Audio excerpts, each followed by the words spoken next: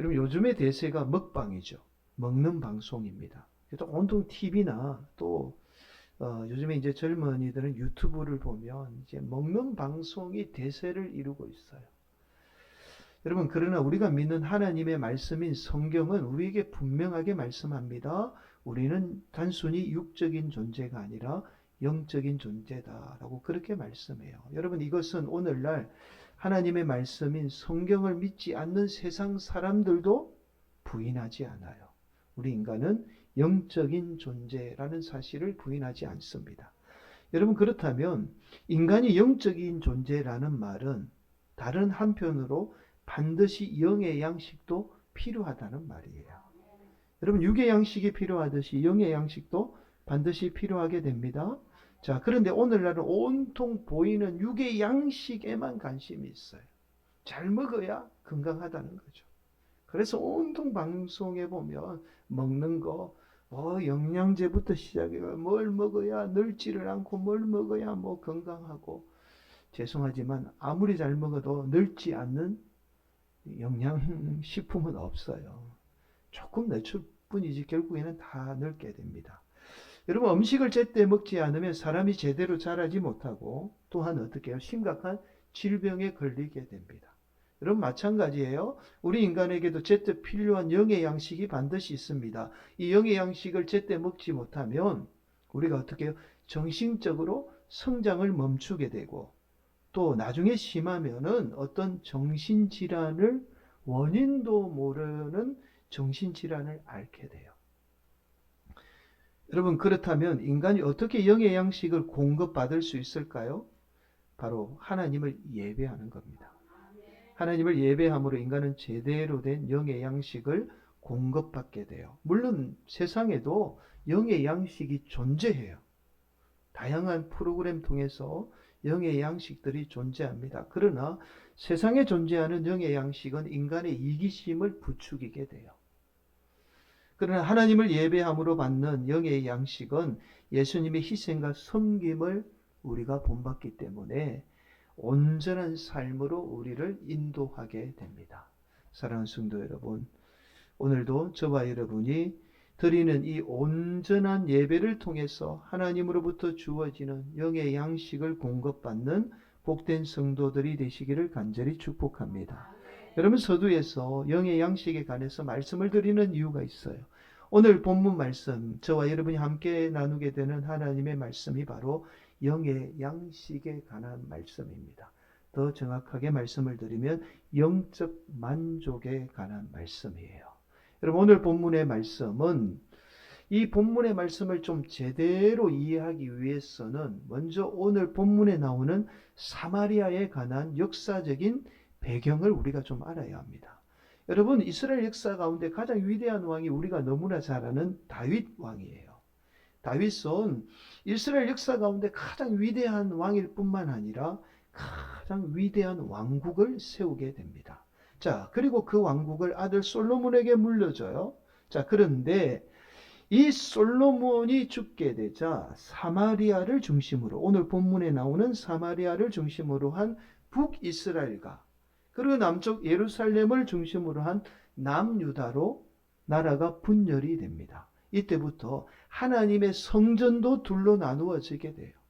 여러분 나라가 둘로 나누어졌으니 당연히 함께 예배를 드릴 수가 없었던 거죠. 그래서 사마리아로 중심으로 한 하나님의 성전이 세워지게 되고 또 성경 말씀대로 예루살렘 중심으로 원래 있었던 하나님의 성전이 세워지게 되었던 거예요. 성전이 둘로 나누어지게 되었던 겁니다. 남유다와 달리 북이스라엘은 잦은 반란으로 인해서 예수님이 오시기 전 주전 720년경에 아수르 제국에 의해서 멸망합니다. 이때 아수르 제국은 사마리아인과 아수르인을 강제로 결혼을 시켜서 민족 혼합 정책을 펴게 돼요. 말이 민족 혼합 정책이지 강제로 혼혈인을 만들었던 겁니다. 이때에 이스라엘, 북이스라엘을 중심으로 한 사마리아는 이스라엘 민족이라는 혈통의 순수성을 잃어버리게 됩니다. 다 혼혈인이 돼요. 그래서 우리가 간혹 사마리아, 사마리아 이런 말을 세상 사람들이 깨쓰죠. 이 말은 어디에도 속하지 못하는 이방인을 비유적으로 나타낼 때 사마리아인이라고 그렇게 표현을 하는 겁니다.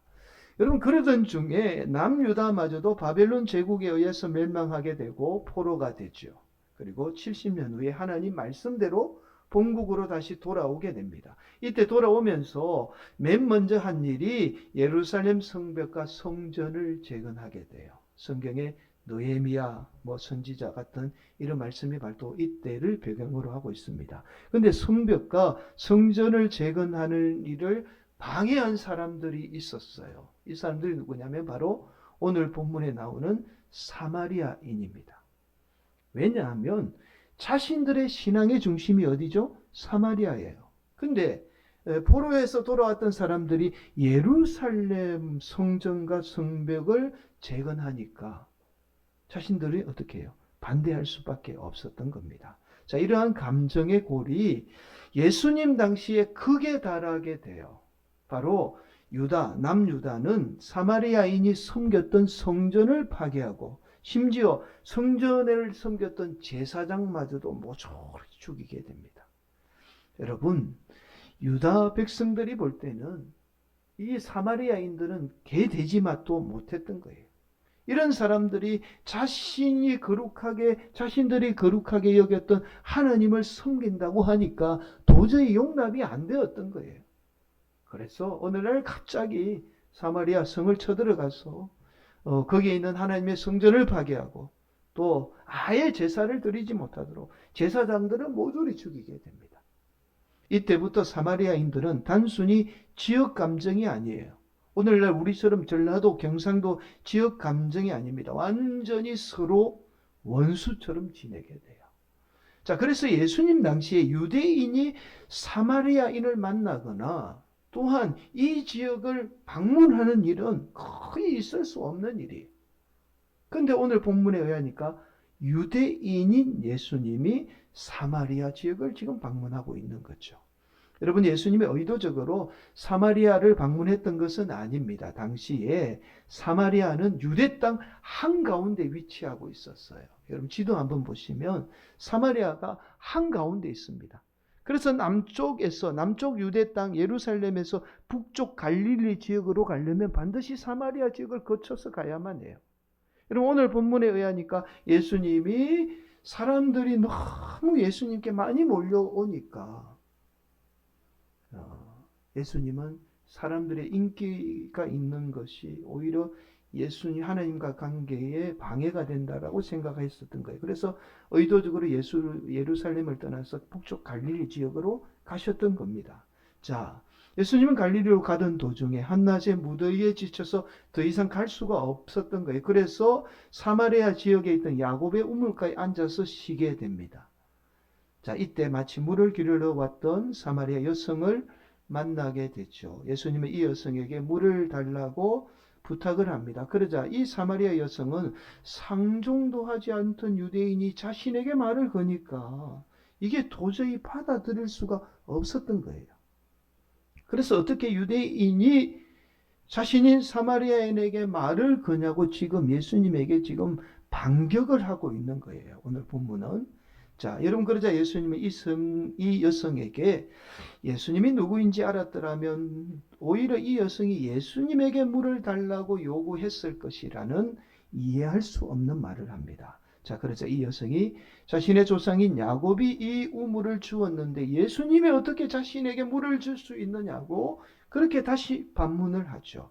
이때 예수님은 이 여성에게 남편을 데려오라고 말씀합니다. 그런데 이 여성에게 남편이 없었어요. 자, 왜냐하면 이 여성에게 남편이 5명이나 있었지만 현재 사는 남자도 자신의 남편이 아니었던 겁니다. 여러분, 예수님은 이 여성의 남편들을 통해서 인간의 채워지지 않는 욕구, 욕망을 그대로 지금 보여주고 있는 거예요. 단순한 말씀이 아닙니다. 여러분, 그렇게 예수님은 이 여성에게 예수님이 주시는 물이야말로 영원히 목마르지 않는 영원한 생명수라는 사실을 말씀합니다. 자, 그러자 이 여성은 예수님이 하나님이 보내신 선지자라고 생각을 해요. 자신의 남편도 맞추었고 자신의 처지도 맞추었으니 보통 분이 아니라고 생각을 했던 겁니다. 자, 그러자 예수님에게 이렇게 질문하죠. 우리 사마리아인들은 사마리아에서 하나님을 예배해야 한다고 말하는데 왜 당신들은 꼭 예루살렘에서만 예배해야 한다고 그렇게 말합니까? 이것 때문에 우리가 지금 싸우고 있는 것 아닙니까? 라고 그렇게 예수님에게 질문을 하죠. 그래서 예수님이 이렇게 대답합니다. 하나님께 바르게 예배하는 때가 오는데 그 때가 바로 지금이며 하나님은 영이시니 예배하는 자가 영과 진리로 예배해야 한다라고 말씀을 합니다. 여러분 오늘 이제 본문 말씀은 하나님은 영이시기 때문에 반드시 예배하는 자가 영과 진리로 예배해야 한다라고 말씀해요. 자, 그래서 많은 분들이 예배하는 우리가 영과 진리로 예배해야 한다라고 말씀을 합니다. 자, 그런데 이 영과 진리가 무엇인지 정확하게 알지 못해요. 그렇죠? 오늘날 대부분의 성도들이 바르게 예배 드리지 못하는 이유가 이 영과 진리가 무엇인지 몰라요. 여러분 우리가 바른 예배가 무엇인가라고 할 때에 바른 예배의 핵심은 하나님이 원하는 예배입니다. 하나님이 원하는 예배가 바른 예배예요. 그래서 영과 진리로 우리가 예배를 드려야 하는 거죠. 그런데 앞서서도 말씀을 드렸듯이 오늘 본문에서 말하는 영과 진리가 무엇인지를 정확하게 알지 못해요. 이 목사님은 이렇게 이야기하고 이 목사님은 이렇게 이야기하고. 그래서 하나님이 원하는 바른 예배를 오늘날 많은 성도들이 드리지 못하는 거예요. 기독교의 가장 핵심은 예배입니다. 근데 이 예배를 오늘날 한국교회 성도들이 대부분 성도들이 바르게 드리지 못한다는 것은 이건 심각하게 우리 성도들이 받아들여야 돼요. 그러니까 하나님이 원하는 바른 예배를 드리지 못하고 있다는 것은 우리의 신앙이 바르게 지금 흘러가지 못하고 있다는 그 말이기도 합니다. 여러분 그렇다면 먼저 영과 진리로 드리는 예배가 무엇인지 좀 살펴보도록 하겠습니다. 오늘 본문 24절 말씀 한 번 더 봉독하도록 하겠습니다. 하나님은 영이시니 예배하는 자가 영과 진리로 예배할지니라. 여러분 오늘 본문에서 말씀하는 영은 퍼뉴마라는 헬라어입니다. 우리가 이 퍼뉴마는 뭘 말할 때 퍼뉴마라고 하냐면 우리 성령님을 퍼뉴마라고 말합니다. 그런데 이 퍼뉴마는 원래 성령님을 나타내는 말이 아니에요. 퍼뉴마는 사람의 영을 나타낼 때 사용하는 단어가 퍼뉴마입니다. 그래서 오늘 본문에서 영으로 드린다라는 이 예배는 사람이 드리는 예배를 말해요. 여러분 우리가 영으로라고 말하면 어떤 신비한 영적인 것만 생각을 해요. 이 영이라는 단어가 뭐 어떤 신비한 영적인 것을 의미한다고 그래서 막 이상한 것을 풀어내고 그렇게 하죠. 그러나 오늘 본문에서 말하는 영은 우리 인간을 말합니다. 왜냐하면 잘 들어보시기를 바랍니다. 예수님 당시만 해도 예배하면 사람을 대신해서 동물을 드렸어요. 그렇죠? 즉 제사를 드렸습니다. 이때만 해도 동물로 제사를 드렸어요. 그런데 이제는 예수님이 동물로 드리는 예배가 아니라 사람이 직접 드리는 예배가 되었다는 겁니다. 이것이 하나님이 원하시는 참된 예배. 이것이 영으로 드리는 예배예요. 정확하게 아셔야 돼요.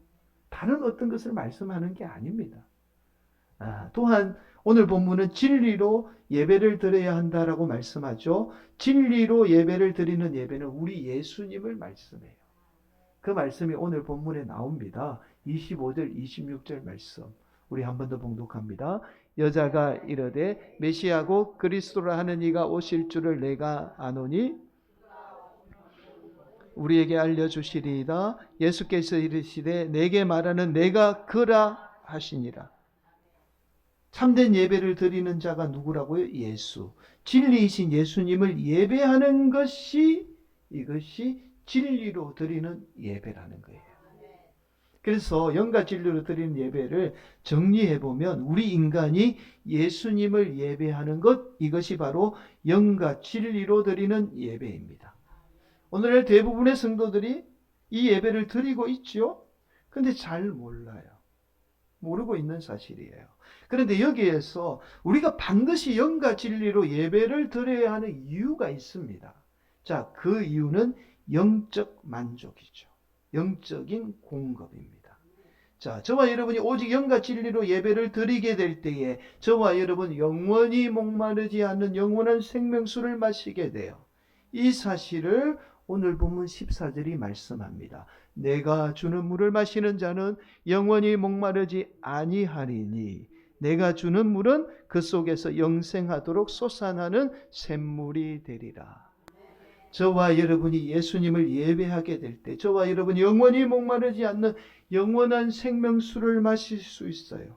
즉 영적인 만족, 영적인 양식을 공급받게 되는 겁니다. 자, 그래서 저와 여러분이 직접 예배를 드리는 거예요. 여러분, 저와 여러분을 대신해서 동물로 희생 제물을 드리게 되면 동물로 대신하기 때문에 저와 여러분에게 직접적인 영적인 만족은 없어요. 대리 만족만 있는 거예요. 동물을 드리면. 근데 지금은 어떻게 됐죠? 우리가 직접 하나님 앞에 예배를 드리니 우리에게 어떻게 해요? 영적인 만족을 누리게 되는 겁니다. 여러분, 그래서 오늘 본문은 영으로 드려야 한다. 우리가 직접 하나님께 예배를 드려야 한다. 이것이 참된 예배다라고 말씀을 하고 있는 거예요. 여러분, 그렇다면 이런 반문을 하게 될 거예요. 저와 여러분이 직접 하나님을 예배하는데 왜 영적인 만족이 없는가? 나는 왜 영적인 만족이 없지라고 그렇게 우리가 반문을 하게 됩니다. 우리가 열심히 드리긴 드리는데 채워지지 않는 영적인 이 불만족이 늘 존재하죠. 뭔가 말은 표현을 못하겠는데 뭔가가 늘 부족해요. 여러분, 왜 그럴까요? 여러분, 여기에 중요한 사실이 숨겨져 있어요. 바로 저와 여러분이 예배가 드리는 예배가 아니라 받는 예배로 변질이 되어 있어요.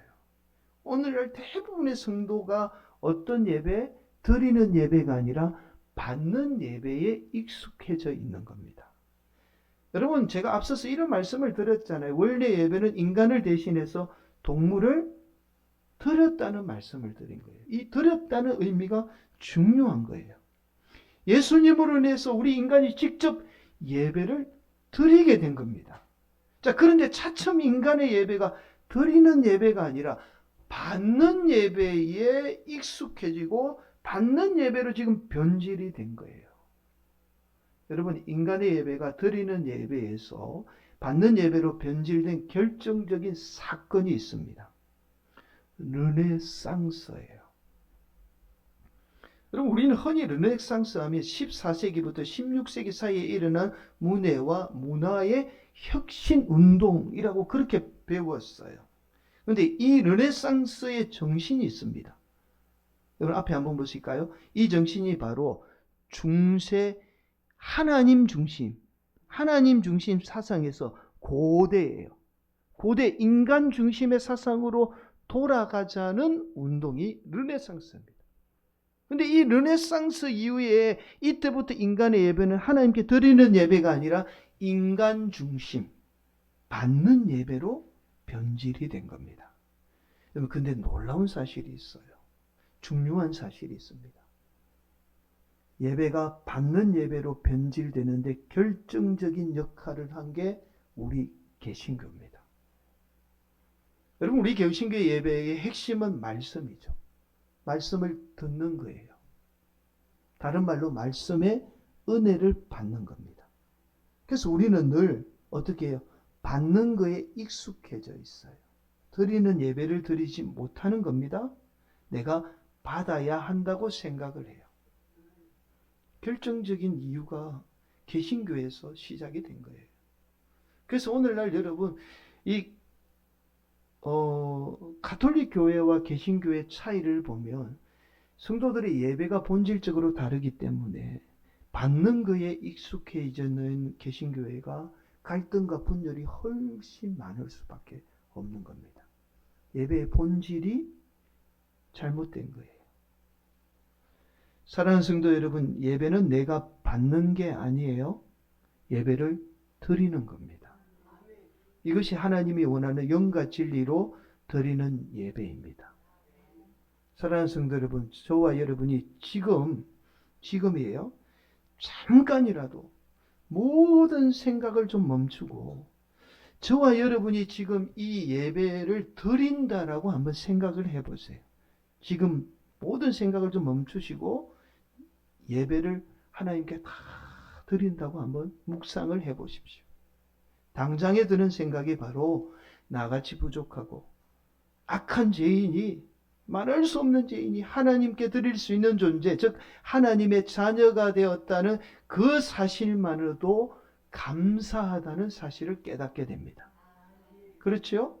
예배를 통해서 나를 온전히 드리게 되면 저절로 하나님께 감사가 넘쳐나게 돼요. 주위의 많은 분들에게 감사하게 됩니다. 오히려 부족한 것보다 감사할 것이 더 많다는 중요한 사실을 깨닫게 돼요.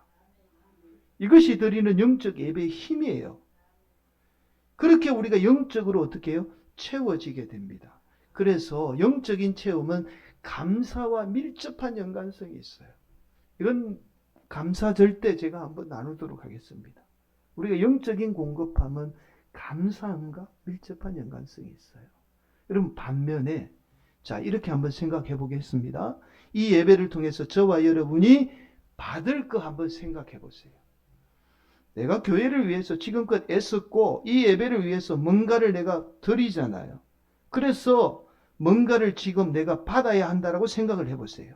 생각을 좀 전환을 해서 내가 받을 거 한번 생각해 보겠습니다. 먼저 설교로 은혜 받지 못했다는 생각이 들 거예요. 아하, 설교로 뭔가 특별한 은혜를 받아야 하는데 오늘 설교가 별로 받은 것이 없네라고 고개를 끄덕하시면 안 되는데 지금 고개를 끄덕하고 계시네요. 그 생각이 들 수 있어요. 그리고 예배를 통해서 내 인생이 복을 받아야 하는데 내 인생이 받은 복이 별로 없는 것 같아요. 그래서 내가 예배를 통해서 받아야 할 것을 생각하면 맨 먼저 들기 시작하는 것이 부족한 것이 보이기 시작합니다. 자, 다른 성도들 그리고 비교하기 시작해요. 부족한 것 보이면 비교가 당장에 따라오죠. 그리고 다른 성도들과 비교합니다. 다른 성도는 복을 많이 받았는데 내 인생은 이게 뭐야? 내 자녀는 이게 뭐야? 라고 그렇게 낙심과 좌절 속에 끊임없이 우리 욕망을 자극하게 되죠. 그럼 그렇게 저와 여러분의 예배가 받는 예배가 되어서 오늘 본문에 나오는 사마리아 여인처럼 채워지지 않는 이 욕망을 위해서 찾아 헤매게 되는 거예요. 오늘날 대부분의 한국교회 성도들이 지금 이런 바르지 못한 예배를 지금 드리고 있는 겁니다. 사랑하는 성도 여러분, 오늘도 우리 성도들의 예배가 온전히 내 모든 것을 드리는 하나님이 원하는 참된 예배가 되시기를 간절히 축복해요. 우리 성도들이 영과 진리로 드리는 예배를 통해서 온전히 영적인 공급함, 하나님이 주시는 영의 양식을 공급받는 복된 성도들이 되시기를 간절히 축복합니다. 여러분, 이번 한 주간은 우리가 너무나 잘 아는 우리 예수님이 십자가에 달리기 위해서 고난을 받으신 고난 주간이죠. 우리 예수님의 십자가야말로 예수님이 우리를 구원하기 위해서 대신 죽으신 사건이죠. 그런데 우리는 이 사건을 단순히 우리를 위해서 죽으신 사건으로만 생각합니다. 자, 그러나 우리 예수님의 십자가의 사건은 온전히 예수님 자신을 드린 사건이에요. 전부를 드린 사건이죠. 그래서 히브리서 10장 19절은 이렇게 말씀하죠. 그러므로 우리는 긍휼하심을 받고 때를 따라 돕는 은혜를 얻기 위해 은혜의 보좌 앞에 담대히 나아갈 것이니라. 예수님이 자신을 온전히 드렸기 때문에 저와 여러분이 하나님 앞에 담대히 온전히 영으로 예배를 드리게 된 겁니다. 사랑하는 성도 여러분, 그래서 예수님의 십자가야말로 참된 예배의 모형이에요. 모습입니다. 왜냐하면 저와 여러분을 위해서 자신을 온전히 드렸기 때문에 예수님의 십자가야말로 살아있는 예배예요. 그래서 우리는 흔히 이렇게 말하죠. 삶이 예배고 예배가 곧 삶이 되어야 한다라고 말하는 그 이유가 바로 예수님이 자신을 온전히 드림으로 예수님의 삶의 자체가 예배였던 겁니다. 사랑하는 성도 여러분, 우리 성도들도 예수님처럼 삶이 곧 예배고 예배가 곧 삶이 되기를 간절히 축복합니다. 저와 여러분의 삶이 온전히 드려지는 예배가 될 때에 저와 여러분의 삶은 날마다 영적으로 부족함 없는, 채워지는, 공급받는 하나님의 은혜를 누리게 돼요. 그러나 저와 여러분이 날마다 받기만을 바라는 인생이 되면 끊임없는 욕망만을 쫓아 헤매는 불행한 인생이 됩니다.